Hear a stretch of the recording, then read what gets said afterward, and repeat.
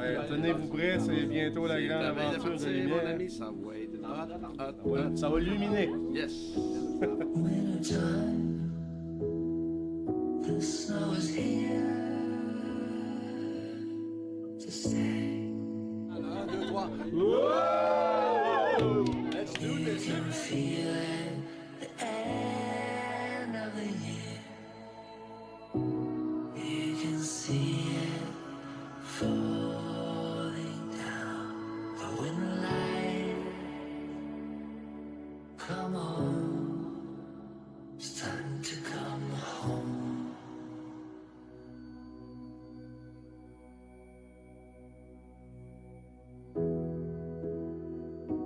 Supper time,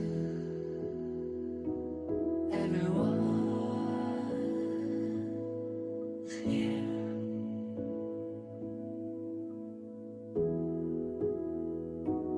Are you near? Like I wish so many times.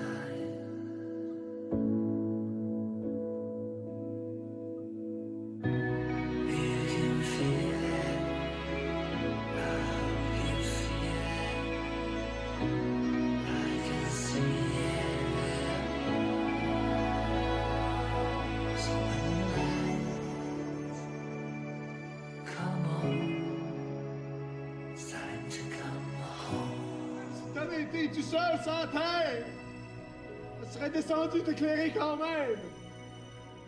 Elle aurait fait le tour du monde. Rien que pour te retrouver.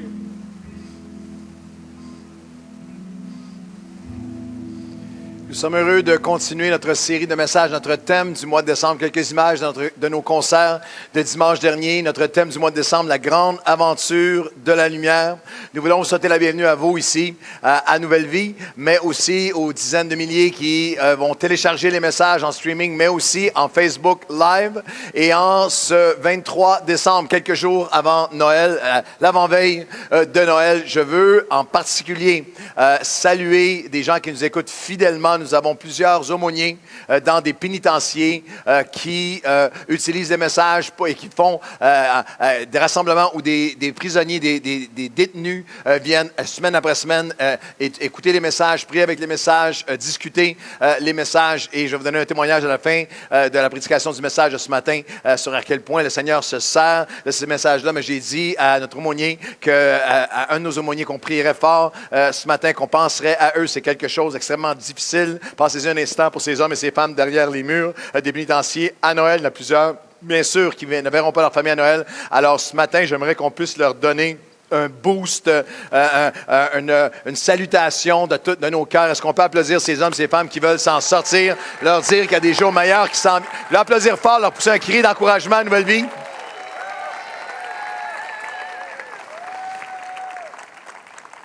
Nous avons vécu des concerts extraordinaires. C'est historique pour nous et pour la province de Québec. La semaine dernière, sur nos 4 concerts, nous avons eu 4 représentations. Et samedi soir, hier soir, il y avait aussi le concert en espagnol, la promesse de Noël hier soir. Et nos 5 concerts ensemble, je vais vous annoncer, on avait prié pour ça, mais nous avons accueilli plus de 8000 personnes sont venues assister. Vous pouvez applaudir avec moi ce que le Seigneur fait, rassemble. Première fois, plus grand rassemblement évangélique au Canada. Ce week-end dernier, et j'aimerais vous dire que peut-être encore plus excitant, il y a eu sur les 5 concerts plus de 500 personnes complètement nouveaux qui sont allés à l'espace bienvenue à la fin des concerts pour reconnaître. Et ceux qui étaient là-bas, toute l'équipe était là, on a passé des moments tellement précieux. Il y a plusieurs des membres de l'équipe qui ont témoigné du nombre de gens qui étaient là complètement nouveaux, première fois, et qui venaient au Seigneur, qui acceptaient le Seigneur, qui étaient touchés, qui étaient rencontrés par Dieu. Alors c'est une grande moisson d'âmes à Nouvelle Vie que nous avons vu le Seigneur nous faire accomplir ensemble. Et ici, nous savons que si une seule âme vient au Seigneur, à Dieu, le ciel entier éclate en applaudissements. Alors ce matin, nous applaudissons les choses les plus importantes, des gens qui passent de la mort à la vie, des ténèbres à la lumière. Voulez-vous célébrer la plus grande de toutes les victoires? Et on a un cadeau. L'équipe de communication a un cadeau pour toutes les familles, non seulement de Nouvelle Vie, mais par Internet également, pour les milliers qui suivent le message ce matin. Nous voulons continuer, nous allons vous aider à continuer à vivre cette histoire qui illustre à Saveur québécoise la grande aventure de la lumière telle que présentée lors des concerts la semaine dernière à partir de l'Évangile de Jean. Alors, nous vous offrons à partir du 24, à partir de demain matin, la veille de Noël, si vous allez sur nos sites, vous allez découvrir une brochure extraordinaire, une brochure interactive qui vous permet de revoir l'univers de la grande aventure de la lumière. Vous pouvez entendre la voix du conteur. Il y a une narration, il y a des images, revoir les images, lire les textes en famille avec les enfants. C'est idéal pour la famille. C'est disponible à partir du 24 décembre demain sur les réseaux sociaux nouvellevie.com dans la section à l'affiche et lalumière.ca. Lalumière.ca. Vous pouvez même télécharger en PDF. Ça va être un outil extra magnifique et l'équipe des communications a fait un travail colossal. Est-ce qu'on peut les remercier ce matin? Merci pour tout votre travail et ce cadeau. La grande aventure de la lumière, c'est bien plus que des concerts. C'est une compréhension des lumières de Noël qu'on a besoin de nous réapproprier. C'est une connaissance des lumières de Noël dans les textes bibliques qui amène une nouvelle conscience. Je suis conscient des lumières de Noël que Dieu a pour moi, de toute l'ampleur de ce que la lumière représente, qui produit des convictions et des changements dans nos cœurs et nos conduites. Si c'est seulement de la musique qu'on écoute, il n'y a pas de transformation. Mais lorsque la connaissance, la musique et le message, de message en message. Les messages de la série sont sur le site et nous regardons ensemble à différentes lumières qui ont besoin d'être rappelées. Nous sommes en train, en décembre, de faire ensemble des sessions de luminothérapie spirituelle.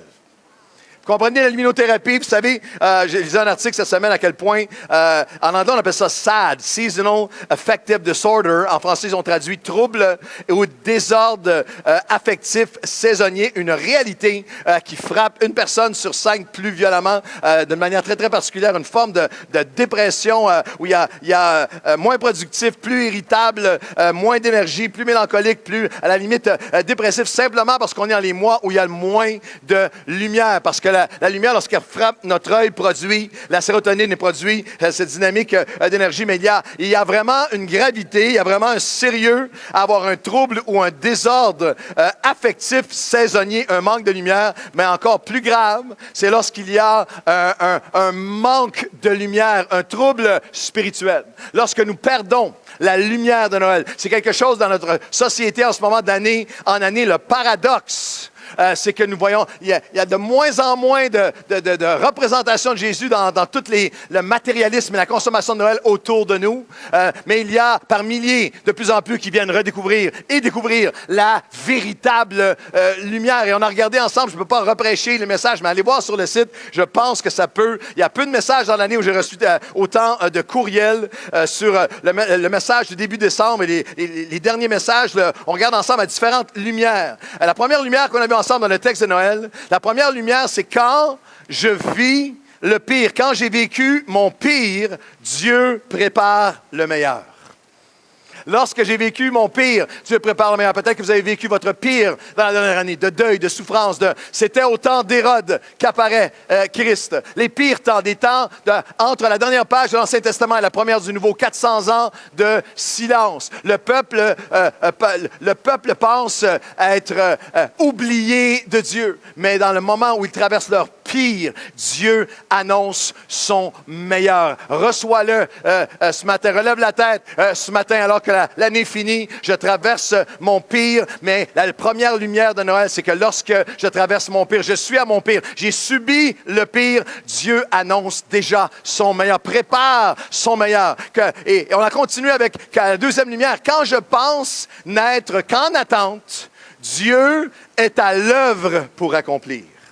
Lorsque je pense que je ne suis qu'en attente, il ne se passe rien, Dieu est à l'œuvre pour accomplir ses plans à lui. C'est ce que le premier cantique de Noël. Marie a composé le premier classique et cantique de Noël dans l'évangile de Luc. Nous entendons Marie qui dit « Le Tout-Puissant fait pour moi de grandes choses. Il n'oublie, entends-le ce matin, il n'oublie jamais ses promesses, sa miséricorde, sa fidélité s'étend d'âge en âge. Il a gardé le souvenir de son alliance. Il est venu, il nous a secourus parce qu'il est comme il nous l'avait promis. Lorsque tu penses qu'il ne se passe rien, la main de Dieu est à l'œuvre pour tourner le mal en bien, pour toute chose qui concourt au bien de ceux qui vont aimer Dieu. Lorsque tu penses que tout est en arrêt, Dieu est en train de préparer, Dieu est en train d'accomplir. On a vu ensemble cette réalité spirituelle et moi, c'est une joie de recevoir les courriels, de recevoir les témoignages. Je vais vous donner un ou deux témoignages ce matin de notre dernier week-end. Mais cette semaine, de voir tous les gens qui ont emmené quelqu'un qui a été touché par le Seigneur, qui est revenu au Seigneur, qui est venu au Seigneur pour la première fois. Et cette semaine, j'étais en train d'étudier exactement pour le message lorsque la réception a dit, est-ce qu'il y a une dame qui est là avec un monsieur et son épouse et elle demande juste 2 minutes pour vous voir, vous saluer parce que lui retourne était de l'étranger, alors avec joie. Je suis allé les voir dans le baie et je suis arrivé et c'était une petite mamie, une maman et son grand gars. Elle était tout petite, toute menue et lui, c'est un grand gaillard, presque 2 mètres, je pense, un grand gaillard avec son épouse à côté de lui et elle n'a pas perdu de temps. Elle dit, je sais que vous êtes occupé, je veux juste rendre témoignage. Et elle s'est mise à donner des taloches à son garçon. Combien croient que les mamans minuscules ont le droit de donner des taloches à leur fils de 2 mètres? Dites, que toutes les mamans disent amen. Que tous les fils disent amen. Il y a moins de fils qui sont intéressés par le concept.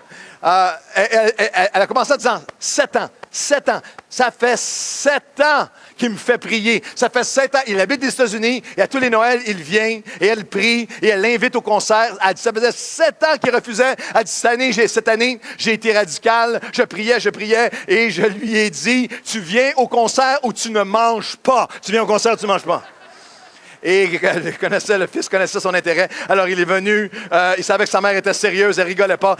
Alors, il est venu au concert, mais il n'est pas seulement venu. Elle a dit, je l'ai accompagné à l'arrière. Il a passé presque 30 minutes à prier la prière pour venir au Seigneur à l'arrière, à la fin. Et est venu faire du bénévolat toute la journée, mercredi. Et là, ce grand gaillard, les larmes dans les yeux, me dit, maintenant, pasteur, voulez-vous prier pour moi avant que je parte? Je retourne aux États-Unis comme chrétien. Je veux suivre le Seigneur maintenant là-bas. Lorsque tu penses, je veux le dire à une maman, je veux le dire à un papa, lorsque tu penses qu'il ne se passe rien, Dieu est en train d'agir. Voulez-vous vraiment applaudir? Dieu est en train d'agir, c'est la deuxième lumière. Et la troisième lumière qu'on a vue ensemble, quand j'invite et je m'implique et considère mon importance dans son œuvre, Dieu utilise vous et moi pour faire briller sa lumière. Alors Dieu va faire briller sa lumière. On a vu que les bergers n'ont pas seulement vu la lumière, contemplé la lumière, connu la lumière et été bénis par la lumière. Ils se sont mis à raconter ce qu'il leur avait été dit au sujet du petit enfant. Et c'est ce que vous avez fait. C'est ce qu'on a fait ensemble. Et de voir comment vous avez prié, comment vous avez témoigné. Et à travers tous les concerts, Dieu a agi tellement. On a des centaines de personnes maintenant que nous croyons, comme à chaque année, que dans les premiers baptêmes d'eau de la nouvelle année, nous allons voir les gens qui ont donné leur vie au Seigneur, qui avanceront dans la foi. Plusieurs sont ici même ce matin, pour on vous accueille dans la famille de Dieu. Mais aussi, on vit les choses en famille. Et pendant les concerts, on a eu 4 représentations. Et si vous n'étiez pas là, nous avons vécu un choc. Lors du plus gros des concerts, le dimanche après-midi à 14h, nous étions déjà complets, sold out, une semaine avant. Il y avait dans le bâtiment près de 2500 personnes, des centaines de nouveaux. Et lorsque le concert a commencé, c'était magnifique, mais dès le premier chant, l'ordinateur a planté. Tous les ordis, tout était en séquence, des vidéos, et les ordinateurs ont planté. Et c'était Ben Newton qui chantait un Alléluia. Et les gens ont dit par la suite, hey, Ben était vraiment, il était tellement, il est resté ferme, il était comme, il n'était pas dérangé. Mais Ben nous a dit par la suite que lui avait la musique dans ses oreilles, il ne s'est pas aperçu de rien, ça grichait, ça sautait, il n'y avait plus rien. Et lui était là, il pensait que tout allait OK, jusqu'à ce qu'on m'a dit, Pasteur Claude, vas-y, va l'arrêter. Et il m'a dit que lorsqu'il a vu Pasteur Claude arriver pendant son chant, il pensait que c'était la fin, il pensait que c'était le retour de Jésus qui arrivait maintenant là. Qu'est-ce qui se passe? Alors, on est obligé d'arrêter le concert et un 15-20 minutes, rebooter le système. Et croyez-moi, c'est un moment de terreur, un moment de panique. Et lorsqu'on est revenu 20 minutes après, on a recommencé et ça l'a cassé une autre fois. Et pendant une seconde, croyez-moi, les genoux m'ont plié. J'avais toutes sortes. Vous savez qu'en 5 secondes, tu peux avoir 50 images en même temps. Alors, lorsque ça recommence une deuxième fois, qu'est-ce qui va arriver? Qu'est-ce qu'on fait? Qu'est-ce qui se passe? Plus de concert. Le pire, ça va être le pire soir. Ça va être qu'est-ce qu'on va faire? Est-ce qu'on va être obligé d'annuler? Est-ce qu'on doit rembourser? On ne peut pas rembourser. Est-ce qu'on va... Qu'est-ce qu'on va faire? Et tout à coup, la directrice de chorale a levé les mains, ça a reparti et ça a été la perfection jusqu'à la fin. Mais l'équipe technique a dit que c'était un peu spécial parce que le reste du concert pendant 2 heures, alors qu'eux étaient la régie, la technique, un des frères a dit, pendant qu'on faisait ça, c'était un peu spécial parce qu'on entendait la voix de Pasteur Claude. Moi, j'ai intercédé pendant 2 heures. Après, j'ai jamais intercédé autant. Et il y a des leçons spirituelles que je vais vous lancer là-dessus. Pendant tout est une leçon spirituelle. Là, quelques pensées sur ce qui est arrivé dimanche pour toi, alors que l'année finit, que la prochaine année commence. Là, pour chacun d'entre nous. La première, lorsque tu penses qu'il ne se passe plus rien, Dieu est encore à l'œuvre. Deuxième, alors que les gens parlaient, tout ça, il y avait toute une équipe, ça priait, ça courait, ça faisait tout. Lorsque tu penses que... deuxième pensée, lorsque tout s'interrompt brutalement dans ta vie, continue à chanter. C'est un moment magnifique, ça a cassé. Tout a cassé la deuxième fois. Et la directrice de chorale a vu ça. Elle s'est levée, il n'y avait plus rien, il n'y a plus de son, il n'y a plus rien. Puis tu la vois sur la vidéo, elle se met à conduire. Et l'église, les 2000 qui étaient là, se sont mis à louer et à chanter. Et pendant qu'ils louaient, il y a eu un effet de leur louange. Combien croient que la louange replace les ordinateurs? Amen. Je veux dire à quelqu'un qui a besoin de l'entendre ce matin, lorsque tout crash, continue à louer, continue à l'aimer, continue à le servir. Leçon spirituelle de dimanche après-midi dernier.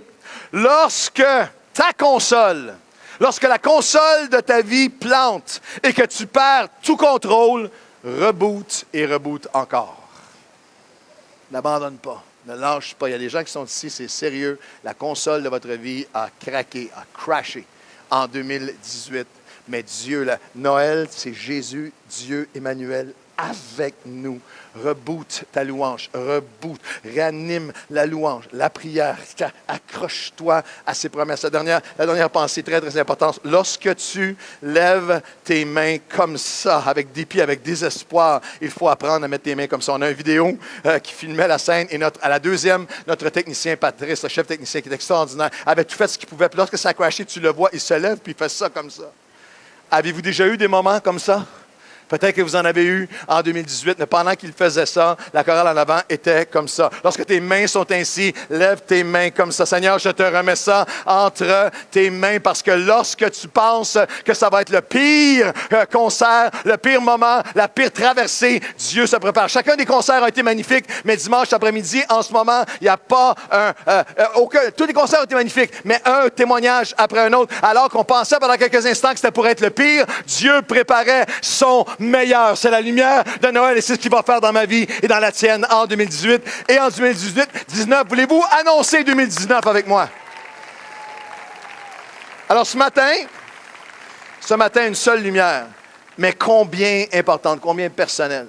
On va continuer dimanche prochain avec la dernière lumière de l'année, mais la grande aventure de la lumière, la 4e lumière qui doit se raviver dans nos cœurs.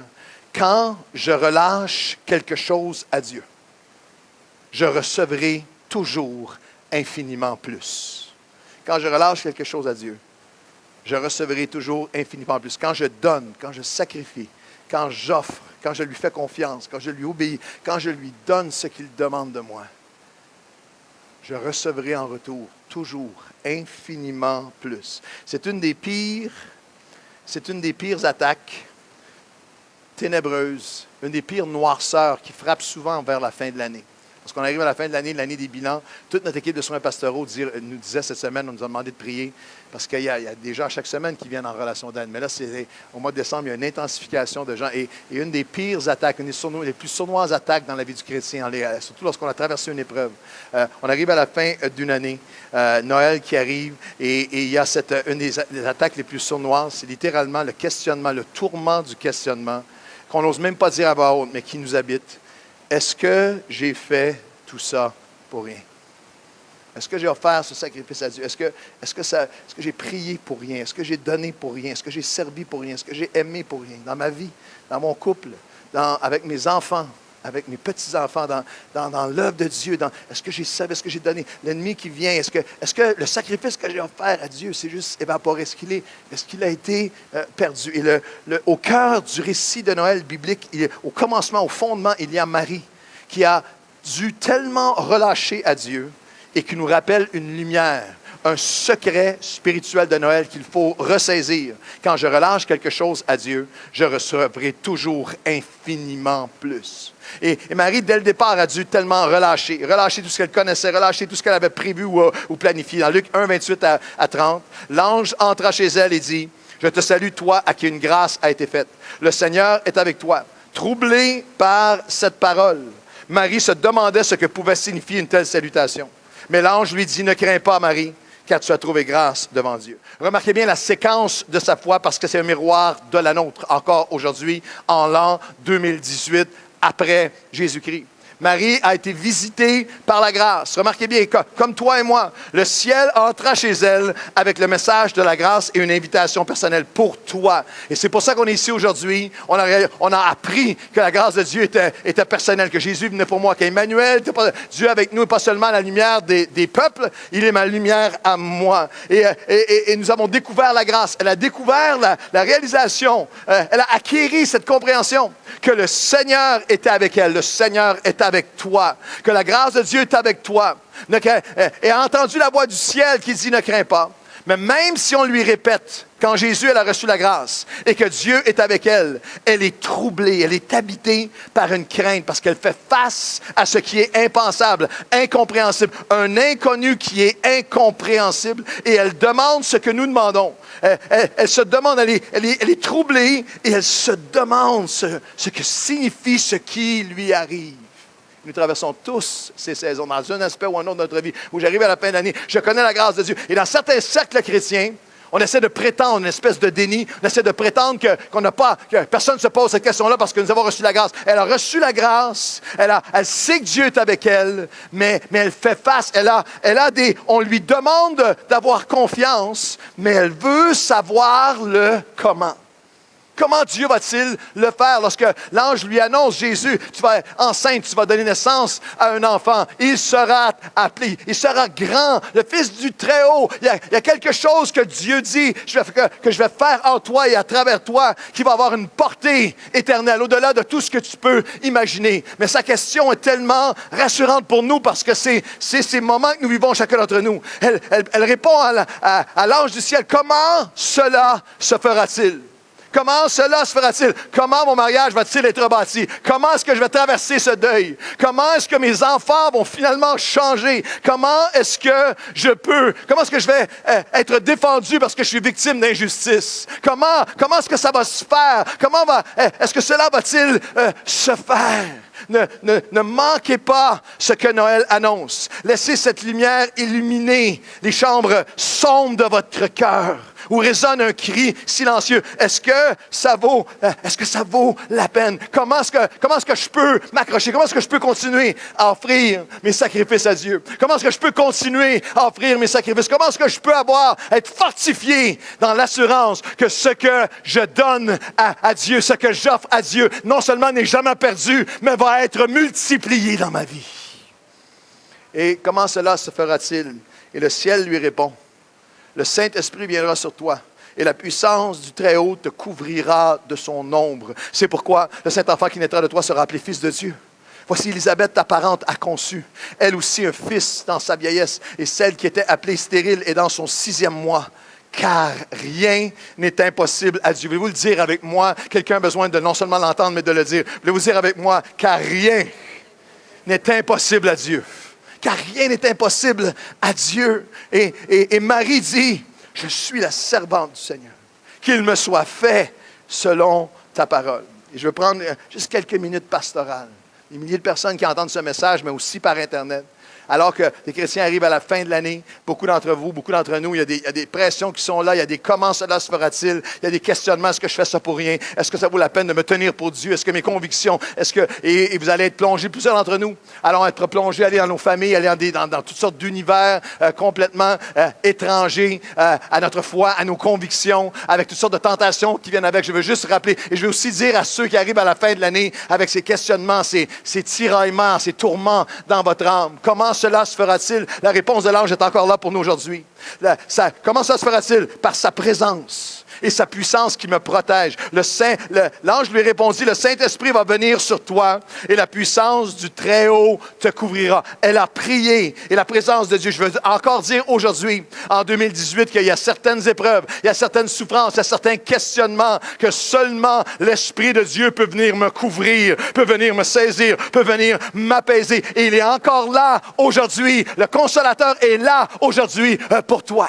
Et il veut non seulement venir alors que tu vas simplement parler, crier à lui, mais il va envoyer des gens sur ton chemin. Vous remarquez qu'il y a cette communion, il y a cette présence, mais il y a une proximité d'une personne de foi que Dieu utilise pour fortifier sa promesse. Il lui dit, ta parente Élisabeth. Et lorsque vous regardez dans le chapitre précédent, alors qu'elle était face à l'impossible, elle est connue, sa parente Élisabeth est venue fortifier sa foi, est venue. Et je veux être très pastoral, être très, comme si on était tout seul dans mon bureau, ensemble on prenait un café, et te dire, ne passe pas Noël seul. Et pendant le temps des fêtes, et pendant cette saison-là, où tellement de chrétiens, malheureusement, bousillent leurs témoignages, balancent et font toutes sortes de gaffes, tu as besoin d'avoir quelqu'un de dire, je vais avoir des gens autour de moi qui vont fortifier ma foi, j'ai besoin de toi, tu as besoin de moi. On va le traverser en louant Dieu, en servant Dieu, en nous gardant pour Dieu et en honorant Dieu. On va rentrer en janvier en célébrant sa fidélité. Quelqu'un devrait dire Amen.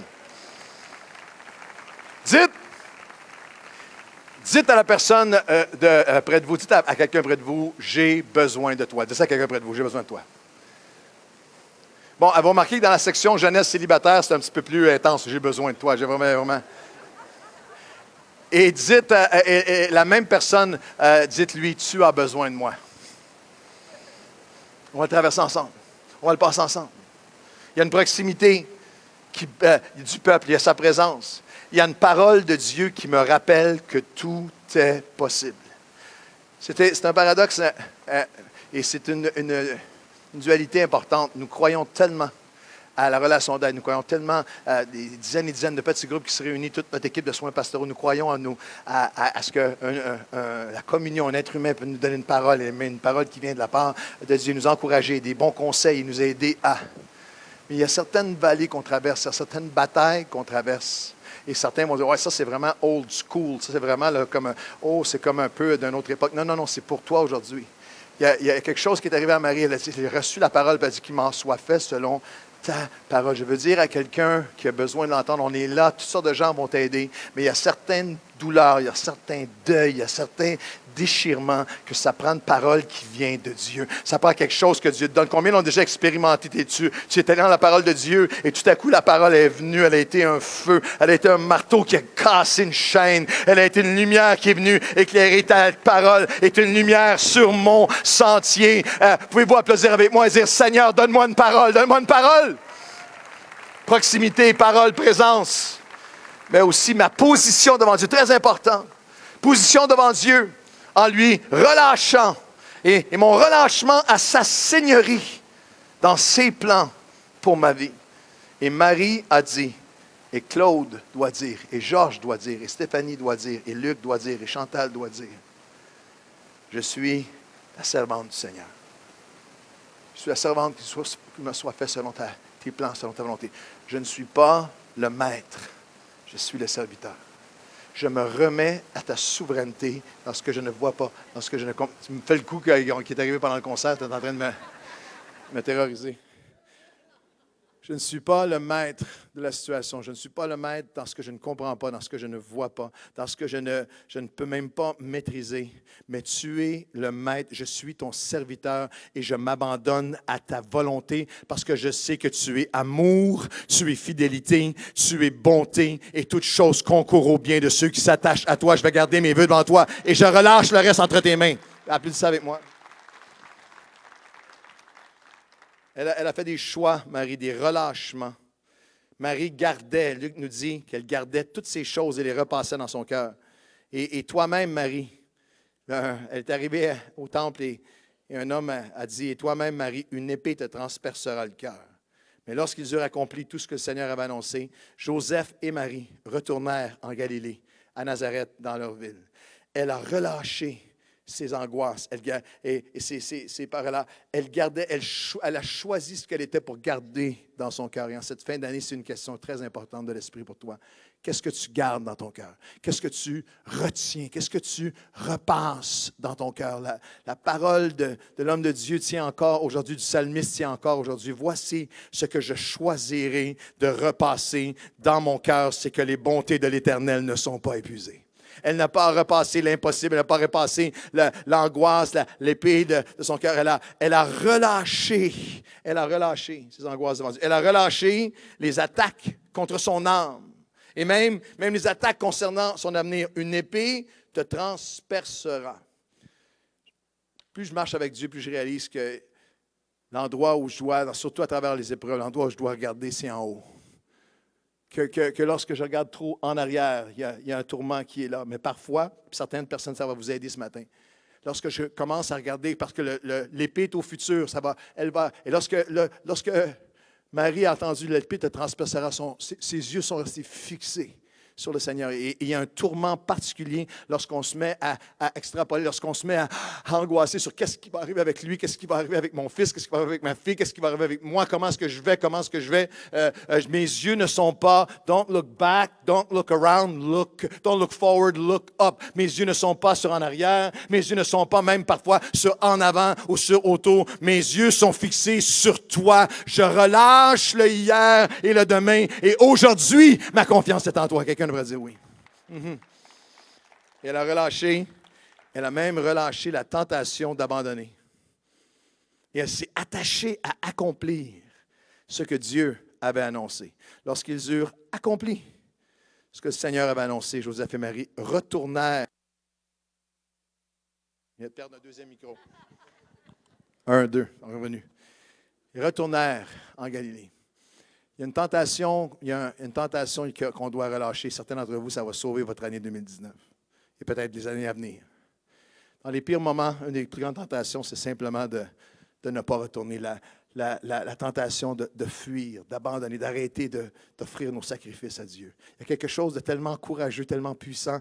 Elle est retournée à la situation où elle ne comprend pas. Elle est retournée à l'endroit où elle ne sait pas comment Dieu. Je dis à quelqu'un ce matin, retourne à ton mariage, retourne à ton appel, retourne à tes convictions, retourne au pardon, retourne à l'amour, retourne à la fidélité, retourne aux vœux que tu avais faits devant Dieu. Au nom de Jésus, nous ne quitterons pas, nous n'abandonnerons pas. Retourne à ton appel, continue dans ton appel, retourne à offrir les sacrifices à Dieu. Il va les multiplier et accomplir tout ce qu'il avait annoncé dans ta vie au nom de Jésus. Elle est retournée. Elle est littéralement retournée et on peut se demander comment, pourquoi, qu'est-ce qui l'habitait qui l'a rendu capable de le faire. Elle avait confiance en l'échange de cadeaux qui change tout. C'est une coutume ici en Amérique du Nord, je pense aussi en Europe, mais cette dimension-là, un échange de cadeaux à Noël, c'est l'échange de cadeaux ultime qui change tout, est expliqué partout dans la Bible, à partir de l'Ancien Testament jusqu'au Nouveau. Dans Lévitique 22, par exemple, où on lit « Si un homme offre à l'Éternel un sacrifice d'action de grâce, il offre un cadeau à Dieu, il offre un sacrifice d'action de grâce pour l'accomplissement d'un vœu, comme une offrande volontaire, il faut que le sacrifice soit le meilleur, le plus précieux, sans défaut, pour qu'il soit accepté. » Littéralement, l'explication est, lorsque Dieu te demande de faire un sacrifice, c'est parce qu'il va faire une œuvre encore plus grande dans ta vie. On parle ici de l'Ancien Testament où on annonçait que l'échange de cadeaux ultime qui va tout changer, ou alors ils offraient le meilleur qu'ils pouvaient, ce qui était le plus coûteux pour eux, offraient l'agneau qui était le plus coûteux, le plus grand prix pour eux, ils l'offraient à Dieu. Dieu disait, vous me donnez ce qui est limité et imparfait, mais moi je vais m'offrir moi-même, je vais offrir mon Fils, je vais offrir. C'est un échange de cadeaux. Maintenant, ici au Canada, lorsqu'on fait des échanges de cadeaux humains, latéraux, très terrestres, là, à Noël, peut-être qu'au bureau, au travail, dans la famille, maintenant c'est la mode de faire des échanges de cadeaux. Vous avez peut-être déjà vécu que parfois, les échanges de cadeaux, il y a des malaises autour de l'échange de cadeaux. Il est possible d'avoir des malaises. Moi, ce que je vous dis là, j'ai lu ça dans les livres. C'est rien que j'ai vécu ou expérimenté moi-même, mais il y a des malaises à l'échange de cadeaux latéral et très humains. Des malaises comme lorsque l'autre personne a mis 1000 heures de travail. Tu sais, des fois, les gens, ils te racontent ce qu'ils ont fait. Ils ont mis 1000 heures de travail dans le cadeau, puis toi, tu as acheté une carte café Tim Hortons. Est-ce que vous me suivez ce genre de malaise-là? Un malaise parce que tu n'avais pas bien compris la limite. Tu avais compris 5 $, c'est 50 $. Puis là, tu arrives avec un... Vous me suivez? Encore une fois, complètement fictif. Je ne sais pas où est-ce que j'ai pris ça, mais... tu es allé rapporter le cadeau le lendemain au magasin, mais tu es arrivé face à face avec celui qui te l'avait donné, qui te demande qu'est-ce que tu fais là. Complètement fictif, quelque chose que j'ai pris dans un livre, rien à voir avec moi. Tu redonnes un cadeau que tu as reçu l'année passée, mais tu t'aperçois trop tard que la personne qui te l'a donné est là, dans la pièce. Dans les échanges de cadeaux latéraux et humains, il y a des malaises. Mais dans l'échange de cadeaux entre Dieu et les hommes, le sacrifice que tu offres et que Dieu donne en retour, il y a le miraculeux. Tu offres à Dieu ce qui est limité et lui te donne le sans limite. Tu lui offres les morceaux brisés et lui il donne la bénédiction. Tu lui offres ce qui est tellement imparfait, mais lui te donne le parfait. Tu lui offres ce qui est temporaire, mais lui te donne un. Est-ce que vous comprenez qu'avec Dieu, dans l'échange de cadeaux, nous n'offrons plus des animaux, nous offrons notre cœur, notre obéissance, notre temps, notre pardon, notre amour, notre engagement, notre confiance en lui. Nous offrons ce qui nous coûte beaucoup, mais qui est si imparfait, et nous recevons toujours plus dans l'échange de cadeaux avec Dieu. Dans l'échange de cadeaux de Noël avec Dieu, le cadeau de Dieu est le seul qui est toujours, sans aucune mesure, avec une totale disproportion. Quel que soit ce que tu donnes à Dieu, il va être extravagant dans sa réponse, dans la bénédiction de son cadeau envers toi. Quelqu'un devrait dire Amen. C'est le seul cadeau qui a une garantie à vie.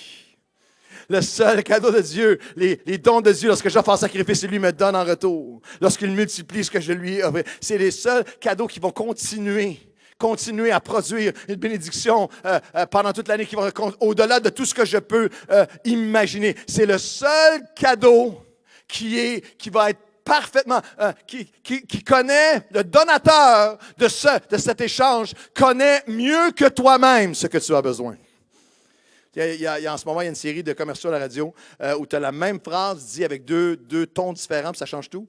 Ça, tu vois ça, les échanges de cadeaux très régulièrement. Lorsque tu donnes un cadeau à quelqu'un, tu vois que tu as donné quelque chose qu'elle voulait, la personne ouvre le cadeau et dit « wow, t'aurais pas dû, t'aurais jamais dû, oh non, merci, c'est super. » Et la même phrase, la personne ouvre le cadeau et dit « oh, t'aurais pas dû, t'aurais vraiment pas dû. » Nous, dans chaque saison de nos vies, nous allons avoir des moments poignants où est-ce que nous avons besoin de relâcher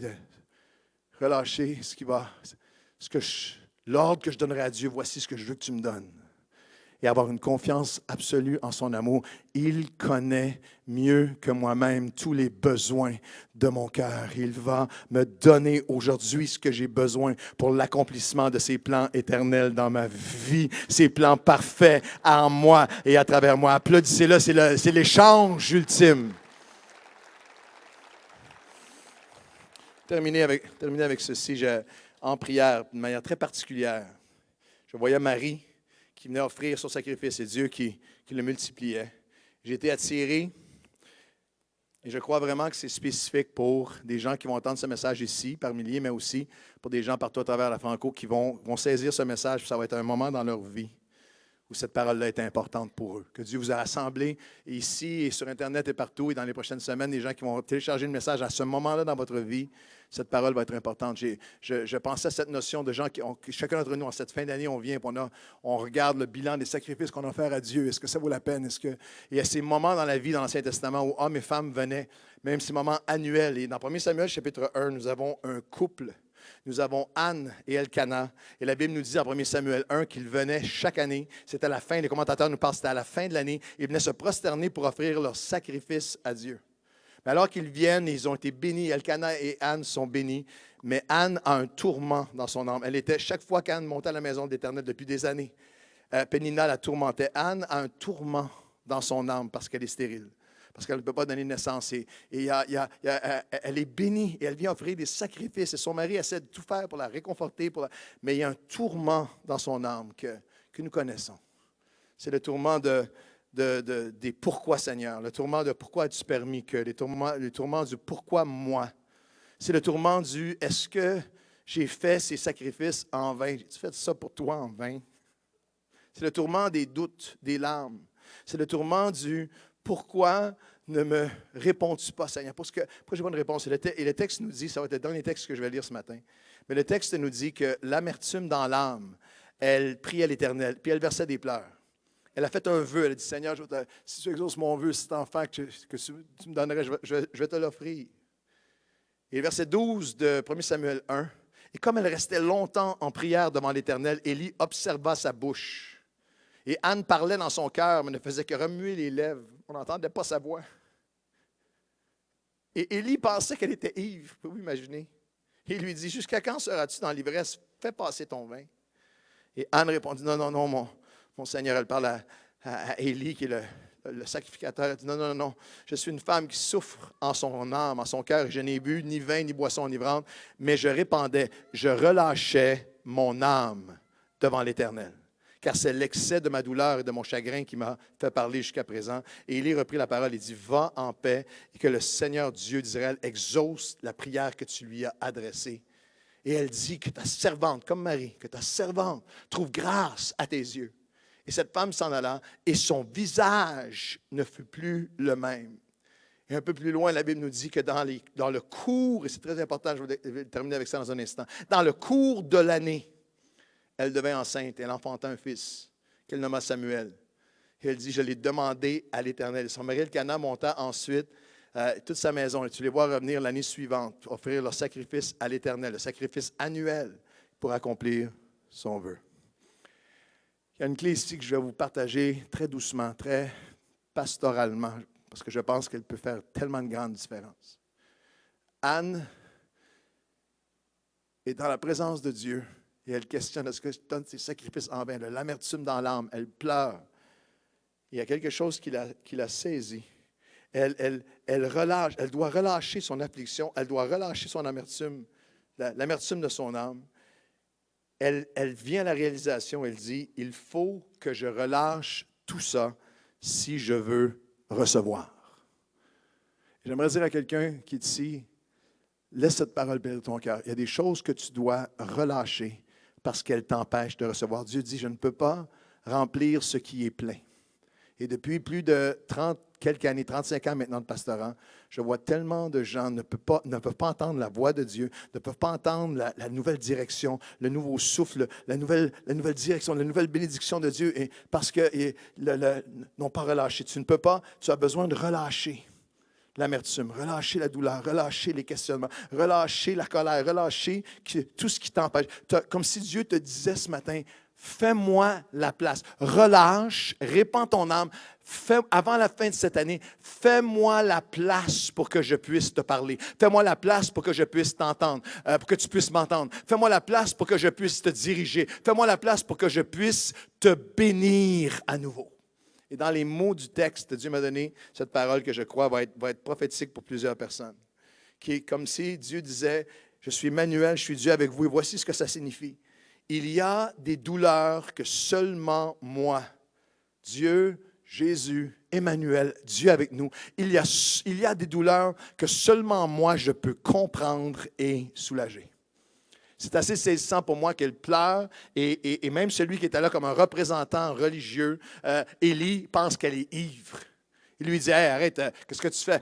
Elle devait être très émotionnelle, ça devait être très intense. Bien qu'elle était silencieuse, le texte nous dit qu'elle remuait les lèvres. Mais il y a quelqu'un ce matin qui a besoin de prendre force et consolation. Dieu te dit, il y a des choses que personne ne semble comprendre. Personne ne comprend ton désespoir, personne ne comprend ton questionnement, mais je suis Emmanuel. Et il y a des choses de ton cœur que seulement moi, je peux comprendre, mais seulement moi, je peux guérir et seulement moi, je peux restaurer.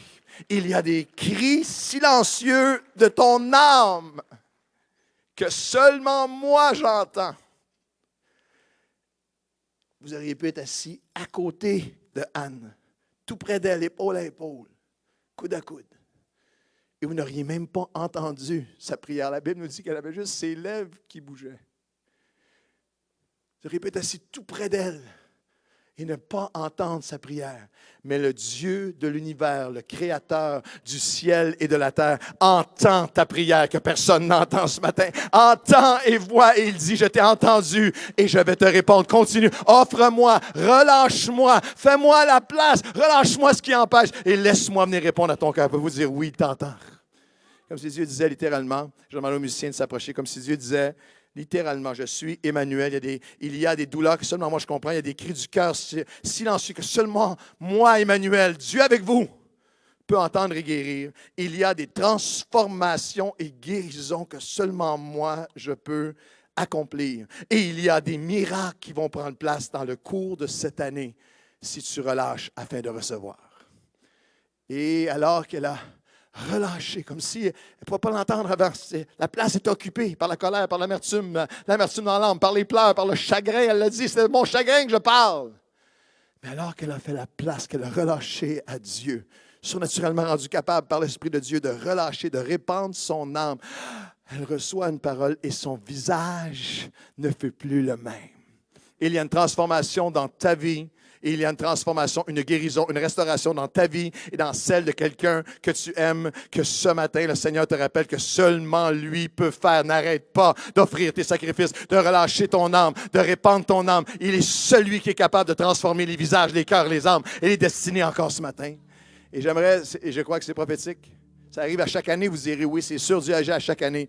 Mais si Dieu m'a donné ce passage, puis je vais vous partager une confirmation qui est arrivée entre la première et la deuxième réunion ce matin, que je crois que Dieu veut dire à plusieurs personnes qu'en cette fin d'année, alors que tu viens, ce 23 décembre, et que tu offres, tu relâches, tu répands ton âme, tu relâches afin de recevoir, que dans le cours de la prochaine année, Dieu va guérir, Dieu va restaurer, Dieu va répondre, Dieu va agir. Et lorsque le 23 ou le 24 décembre l'an prochain, tu vas arriver comme Elkanah et Anne, un an dans la cour de l'année, pour venir offrir les sacrifices de fin d'année. Tu vas avoir dans ta main une gerbe, tu vas avoir un témoignage, tu vas avoir une victoire, tu vas avoir une guérison, tu vas avoir une libération que le Seigneur va t'avoir donnée dans le cours de cette année. Voulez-vous applaudir dans le cours de cette année, dans le cours de cette année, dans le cours de cette année, parce que j'ai relâché afin de recevoir.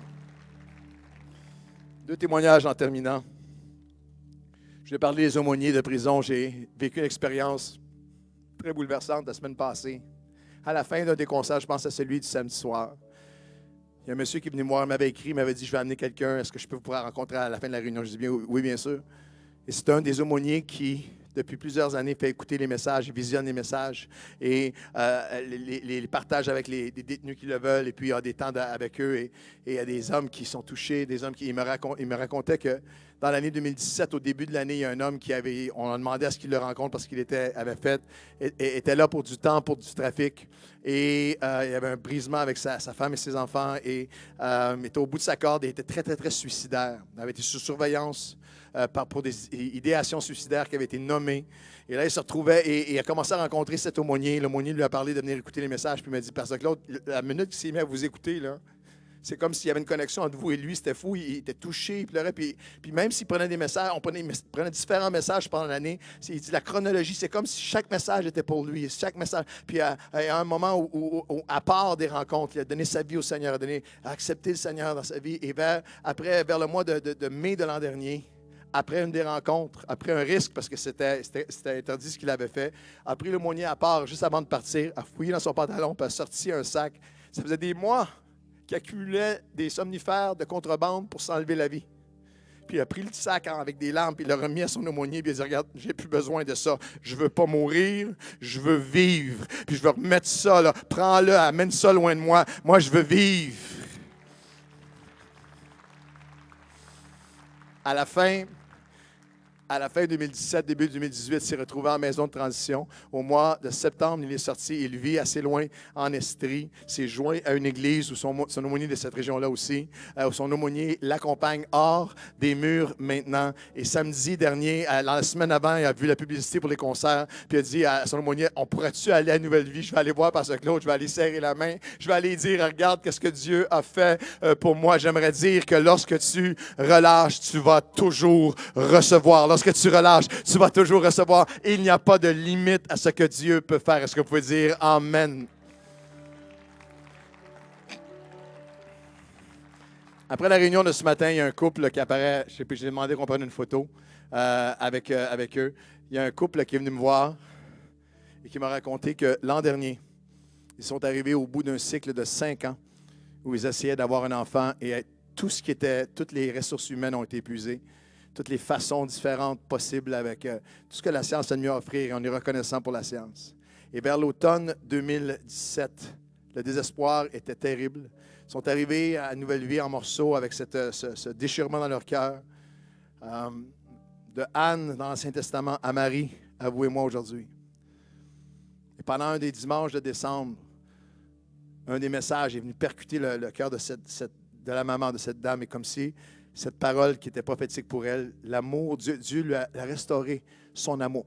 Mon amour, dans mon amour, je vais répondre au cri de ton cœur. Mais bien sûr, je ne savais pas qu'elle vivait ça. Et l'année passée, le 31, la semaine prochaine, c'est le 30, le 31 décembre, la réunion se termine et je suis en train de quitter l'estrade, puis je cherche des mains à des gens, puis bonne année, bonne année, bonne année. Et lorsque j'arrive à eux, je dis, est-ce qu'il y a quelque chose que vous voudriez que je prie pour vous, je prie avec vous, puis elle peut simplement dire, je vais juste prier parce qu'on a eu un prononcement sans équivoque, irrévocable, qu'on ne pourrait jamais avoir d'enfant. Pouvez-vous prier pour moi? Je dis, bien oui, on va prier ensemble. Alors, on s'est mis à prier ensemble, puis elle dit que les premiers mots que j'ai dit, c'est la prophétie que Dieu lui avait donnée. Mon amour va s'occuper de toi, dans mon amour. Et moi, je prie, il y a plein de gens qui ont différents besoins, mais il y a eu comme un moment de grande émotion, des paroles de foi. J'ai commencé à prononcer des paroles de foi sur eux. J'ai pris dans mes bras, j'ai dit, donnez-moi des nouvelles. Et ils étaient là, ici, après la réunion. Quelques mois plus tard, contrairement à tout ce qui avait été dit, elle est tombée enceinte. L'enfant est né en parfaite santé. Et dans le cours de l'année, elle était ici ce matin à la première réunion avec son mari et avec leur enfant en parfaite. J'aimerais que vous applaudissiez avec moi le Seigneur qui dit, dans le cours de l'année, dans le cours de l'année, dans le cours de l'année, je vais faire une œuvre en toi. Je vais faire une œuvre en toi. Avant que notre ami vienne chanter le Menu chrétien. Terminer, on va le chanter ensemble. On va terminer en chantant le Menu chrétien. Puis je vais vous demander de pencher la tête pendant un moment, dans un moment solennel, dans un moment surnaturel. Si vous êtes ici, ce matin, et vous dites, j'ai quelque chose que je dois relâcher à Dieu. J'ai quelque chose que je dois relâcher à Dieu. Puis pasteur, c'est fou que tu prêches ce message-là, c'est vraiment pour moi. J'ai quelque chose que je dois relâcher à Dieu pour recevoir. Et ce matin, j'ai besoin que le Saint-Esprit me couvre. J'ai besoin que l'Esprit de Dieu vienne me couvrir de son ombre, qu'il vienne à nouveau écrire sur mon cœur que ce n'est pas en vain que j'offre mes sacrifices à l'Éternel. L'ennemi avait essayé de voler mes sacrifices, avait essayé de voler, mais il a été démasqué ce matin. J'ai quelque chose que je veux remettre entre ses mains afin de recevoir. Je crois qu'il y a ce que seulement lui comprend, ce que seulement lui entend, et que ce que seulement lui peut restaurer, ressusciter et guérir. Alors ce matin, je veux remettre entre les mains de Dieu. Je veux littéralement relâcher entre les mains de Dieu avec l'assurance que ce que je sacrifie ou relâche pour Dieu, qu'il va me le redonner et le multiplier dans ma vie au sensible. Si vous avez quelque chose que vous dites, je dois relâcher devant Dieu, je vais vous demander juste de lever la main partout à travers la salle. Wow! Aucune pression, puis il faut être très, très respectueux dans ces choses-là, mais si vous êtes à l'aise, vous connaissez la personne près de vous, homme avec homme ou femme avec femme, à moins que ce soit mari et femme. Vous Vous mettez votre main sur l'épaule de la personne près de vous, on va avoir un moment de prière ensemble. Oh Seigneur, viens relâcher. Seigneur, viens libérer. Seigneur, nous ne doutons pas des sacrifices que nous t'avons faits et nous déclarons qu'ils ne sont pas en vain. Nos sacrifices, bien que ceux qui nous ont coûté le plus cher, qui ont été le plus grand prix pour nous, sont imparfaits, ils sont temporaires, ils sont tellement limités. Mais Seigneur, toi, tu as offert le plus grand de tous les sacrifices en retour. Et nous nous abandonnons à tes plans. Nous abandonnons à ta volonté. Nous abandonnons à ta bonté. Nous nous abandonnons à ton amour. Et ce matin, nous venons pour t'adorer. Je vais demander à continuer juste à lui remettre. Je vais demander juste avant qu'on chante le Menu chrétien, qu'on fasse juste le chorus de « Oh, venez adorer-le ». Tu peux préparer ça, Jean-Jean, s'il te plaît. Si vous êtes prêts ce matin de dire « Seigneur, je prends maintenant, puis je veux venir relâcher ça entre tes mains, mon Dieu. » Je m'en viens tout relâcher entre tes mains. Je relâche colère, je relâche incompréhension, je relâche peine, je relâche mes larmes, je relâche l'amertume, mon chagrin. Je viens le relâcher entre tes mains afin de recevoir, faire la place pour ta bénédiction, pour ta présence, pour tes plans, pour ta bonté. Je viens comme les mages, nous venons pour l'adorer. Nous venons pour tout remettre entre tes mains dans le nom de Jésus. Et ceux qui relâchent afin de recevoir disent un grand Amen ce matin. Est-ce qu'on peut se lever en sa présence, juste en les mains? Applaudissez parce que Dieu va recevoir ces sacrifices que vous lui offrez ce matin.